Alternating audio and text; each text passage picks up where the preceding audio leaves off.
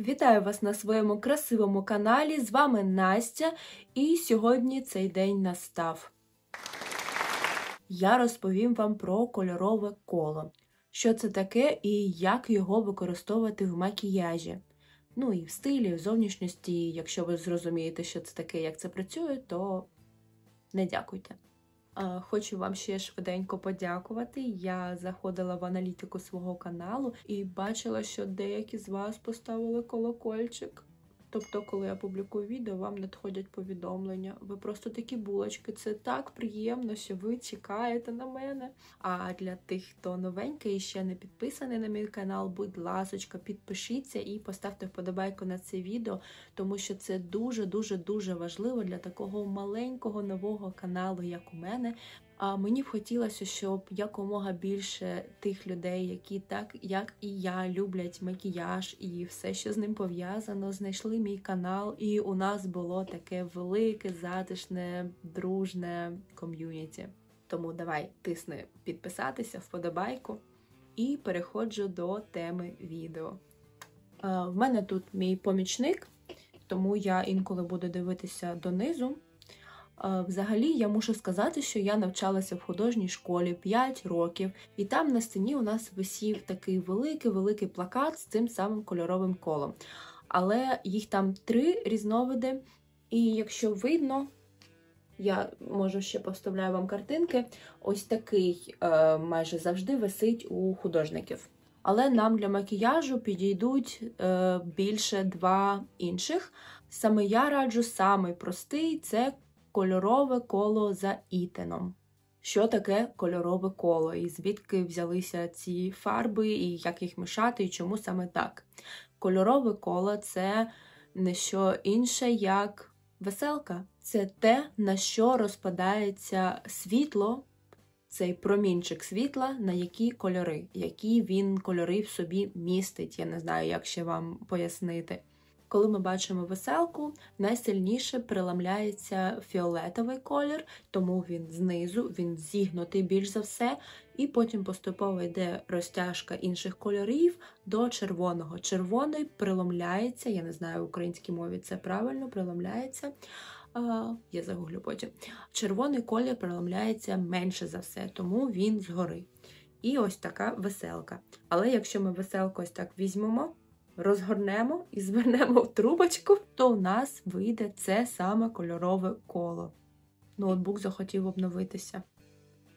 Почекай, дай мені відео зняти.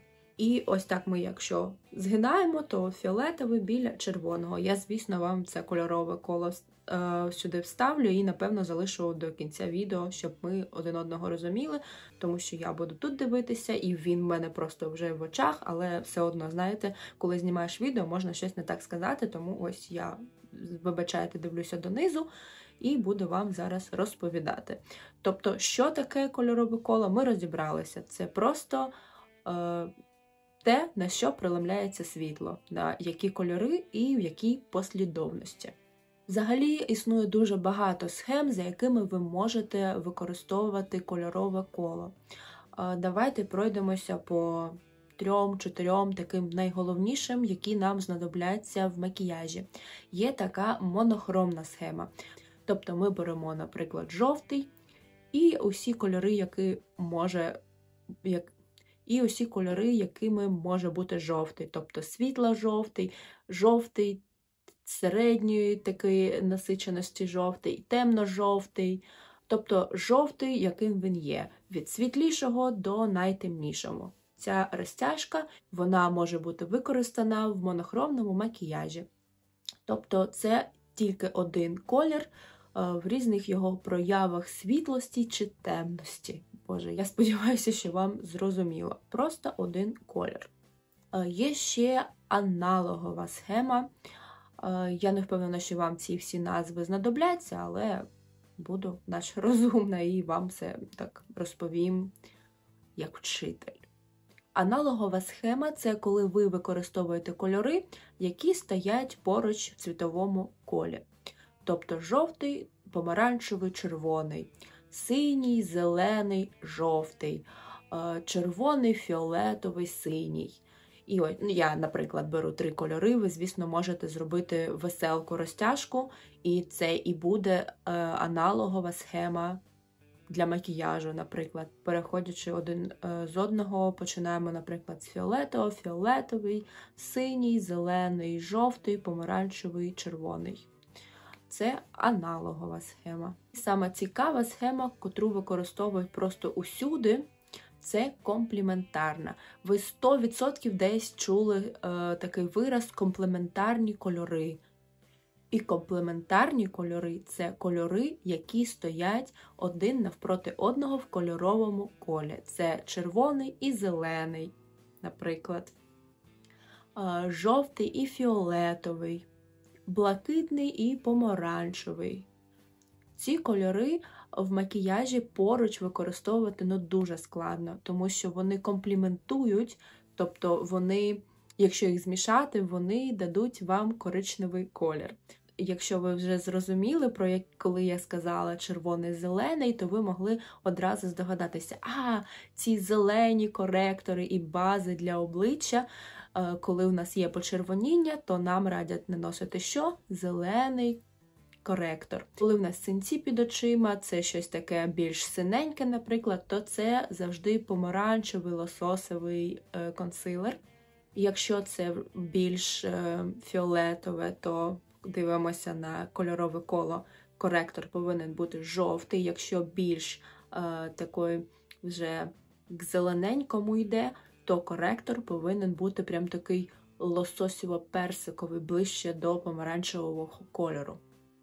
Звісно, вам не кажуть повністю там замазувати себе помаранчевим, жовтим, чи зеленим, чи червоним.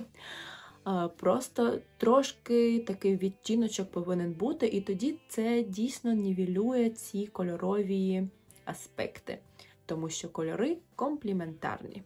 І саме цікаве, як же ми можемо це використовувати в макіяжі. Ми не будемо зараз розмовляти на тему теплої, холодної шкіри. Тут деякі люди навіть і не розуміють, який підтон шкіри вони мають, чи теплий, чи холодний. Давайте просто будемо розмовляти саме про підбор кольорів до макіяжу. От ми дивимося на кольорове коло і, скажемо, ми хочемо зробити щось жовто-помаранчеве. Це такі аналогові кольори, так, вони поруч стоять. І щоб макіяж заграв якимись новими фарбами, щоб він був такий свіжий, акцентний, нам потрібен цей самий акцентний колір. А щоб зробити акцентний колір, це повинен бути комплементарний колір до того, який буде основним. Тобто ми беремо жовто-помаранчевий, і комплементарний до жовтого помаранчевого буде синій чи фіолетовий. Тобто можна взяти такий фіалковий синій. Ось тут на колі все буде зрозуміло. Але запам'ятовуємо ще раз, що комплементарні кольори між собою не тушуються, тільки аналогові, і монохромні. Це, звичайно, жовтий з помаранчевим, жовтий з жовтим, наприклад. Так, жовто-помаранчевий з синім акцентом зробили. Тепер беремо, наприклад, такий коричневий макіяж. Така вам задачка з ізюмінкою. Коричневий макіяж. І нам потрібно до нього підібрати комплементарний колір до коричневого. Це насправді дуже складно, тому що ви повинні бачити ваш коричневий колір. Коричневий може бути теплий, може бути холодний. Настя сказала, що не будемо розмовляти про температуру фарб і кольорів. Почала. Якщо у коричневому більш червоних і рижих таких відтінків, то він, звичайно, теплий. А якщо він більш такий болотний, хакі, зелений, то зазвичай він такий більш холодний коричневий. І тут ми вже відштовхуємося від того, до якого кольору цей коричневий ближче, до якихось помаранчевих і червоних, чи до таких зелененьких, навіть таких фіолетових, інколи буває такий темний коричневий, так, фіолетово-коричневий. І беремо просто колір, який буде навпроти, комплементарний. Тобто, якщо в нас такий гарний, холодний коричневий відтінок, це візьмемо такий з фіолетовим таким підтоном, то нам потрібно зробити, наприклад, якийсь помаранчевий акцент. Нижня повіка, чи такий як Halo Eye, щось сяюче помаранчеве, внутрішній куточок, чи просто навіть десь трохи хайлайтеру з оранжевим таким підтоном. Я не кажу вам використовувати такі кислотні кольори, тому що помаранчевий може бути такий світленький, десь просто сяйво більш помаранчеве, навіть таке як золото, тільки не в жовту, а в таку більш помаранчеву сторону і тому подібне. Давайте ще таку полегшу задачку. Якщо я хочу зробити макіяж зелено-фіолетовий, які в мене будуть варіанти? Звичайно, я можу зробити просто розташовку, як в аналоговому ряді, тобто зелений, фіолетовий, а поміж ними повинен бути синій. Тобто я використовую зелений, синій, фіолетовий, і в мене просто така розтяжка. Якщо я хочу зробити щось комплементарне, то це буде помаранчевий десь щось. Наприклад, каткріс. Да? Ми можемо зробити зелений, синій, фіолетовий, вирізати каткріс і зробити його помаранчевим чи жовтим. Ось так. Який ще є варіант між зеленим і фіолетовим? Як я сказала вже, каткріс. Ми можемо зробити також розтяжку, жовта-зелену, наприклад, і зробити нижню повіку фіолетовою. Ну, звичайно, можна зробити просто сплошний смокі айс зелений і фіолетовий куточок. Головне, щоб ці кольори просто не тушувалися один з одним, тому що вони такі трошки далекуваті, так? Один від одного. Тобто, щоб нам розташувати якісь кольори, які стоять в кольоровому колі не поруч, нам потрібно взяти колір, який поміж ними. А колір, який поміж ними, також вийде, якщо ці кольори змішати. Але з тінями так однозначно все не працює, тому що вони можуть дати грязючку. Але, наприклад, якщо ми беремо синій, жовтий і зелений, так? Тобто, якщо змішати синій і жовтий, буде зелений. Але в тінях нам синій з жовтим тушувати, це буде довго і може бути грязючка. І нам краще взяти просто жовтий, зелений, синій, і вже жовтий з зеленим тушувати, а зелений з синім. І це буде м'якше і швидше. Ще можна брати так званий трикутник. Тобто ми просто беремо трикутник і крутимо, як нам хочеться, і на кожній вершині трикутника ми обираємо фарбу. Тобто це може бути синій, червоний і жовтий, наприклад. Чи зелений, помаранчевий, фіолетовий. Я думаю, трикутник ви покрутите і без мене. А як їх тут між собою міксувати, я думаю, теж зрозуміло. Головне, щоб не тушувати зовсім різні кольори поміж собою. Повинно бути чи щось поміж ними, чи робити такі різкі переходи, як каткріс, чи просто як акцентні, наприклад, куточки, чи акцентні нижні повіки. І, звичайно, є ще схема, багато є, але те, що я хочу вам ще розповісти, є такий прямокутник. Схема така ж сама, як і з трикутником. Ви берете прямокутник, квадрат і просто дивитесь, які кольори на кінцях стоять, крутите, як вам потрібно. І теж так обираєте кольори для макіяжу. Давайте ще пару слів скажу, як підібрати колір макіяжу до кольору очей з допомогою кольорового кола.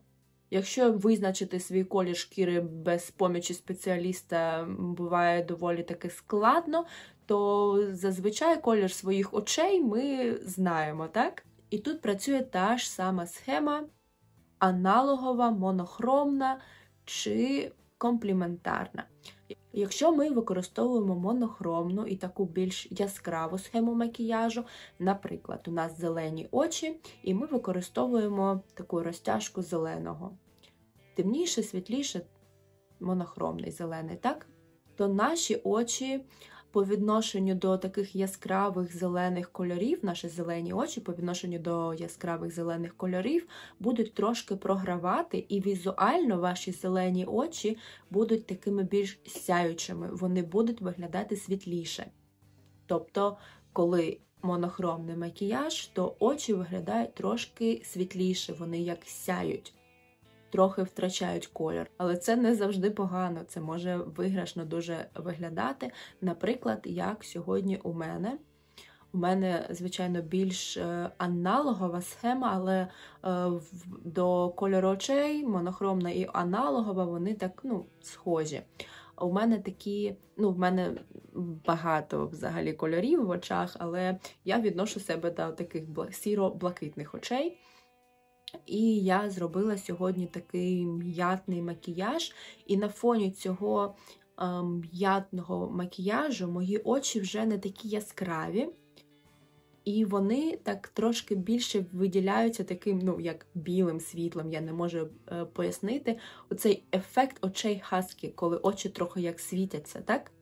Звичайно, не сприймайте це настільки буквально, ваші очі не змінять колір, але візуально вони будуть виглядати трошки по-іншому, так? Але будьте обережні з використовуванням таких, чистих аналогових кольорів. Наприклад, якщо у вас ті ж зелені очі, не використовуйте чисті такі сині тіні, вони можуть так трошки недолуго виглядати. Трошки як не в тему. Зелені яскраві очі, сині тіні. Але, звичайно, будь-який макіяж можна обіграти, можна додати трошки затемнення, і от уже і сині тіні підходять до зелених очей. Але саме цікаве для очей – це кольори, які знаходяться один навпроти одного, і вони підкреслюють один одного, так? Якщо у нас блакитні очі, то нам підійдуть всі відтіночки таких риженьких і червоних тіней. Також і для зелених очей це буде такий бордовий і червоний колір. Тобто червоний колір на повіці, він буде витягувати візуально ваш зелений колір в очах. Вони так будуть, дратися один з одним, і червоний буде казати «я тут», а зелений «я теж тут». Тобто вони один одного будуть підкреслювати, компліментувати, тому вони і компліментарні. Для блакитних очей це такий цегляний, помаранчевий, як я вже сказала. Те ж саме, блакитні очі з такими золотавими, помаранчевими тінями, вони теж так світяться прям кольором. Але пам'ятаємо, беремо монохромну, блакитні очі з блакитним макіяжем, і очі трохи втрачають фарбу і стають більш блідими, такими блеклими. До таких світло-медових очей дуже гарно підійдуть фіолетові, такі лілові відтінки. Вони теж зроблять очі ще більш яскравішими, такими як бурштиновими. А от якщо на світло-золотаві очі нанести просто помаранчеві тіні, то очі втратять цю ізюмінку і яскравість, і вони теж стануть такими більш блідими. І якщо ви власниця чи власник темних очей, таких темно-каріх, то ви просто виграли це життя, тому що темним очам йдуть будь-які відтінки. Як і волосся, так і макіяжу. Я, до речі, завжди хотіла собі темні очі, навіть лінзи купила. Я обов'язково ще зніму макіяжі для кожного з наших кольорів очей, для яких зможу. Може, буду лінзи вставляти, я не знаю, тому що я ношу окуляри, якщо ви знаєте, і у мене астигматизм, тобто не всі лінзи мені підійдуть для зору, і я можу з моїм видом астигматизму взагалі майже лише тільки окуляри носити. Мені дуже складно якісь лінзи підібрати. Мені у Харкові робили на замовлення один раз на моє весілля, я їх одягнула, але навіть вони мені не 100% підходять. Лінза на замовлення. Ось. Тому я одягаю звичайні кольорові лінзи, але так як я без окулярів не дуже добре бачу, а ще ці лінзи, коли вони кольорові, якщо ви колись носили, інколи теж трохи так звужується куточок зору, тому що там такий виріз для зрачка. Що ж, сподіваюсь, вам було цікаво і ви все зрозуміли. Якщо ні, задавайте ще питання в коментарях, я спробую відповісти. А я дякую вам за перегляд, бажаю вам гарного дня і мирного неба над головою. До зустрічі! So I just wanna know if I should keep your number.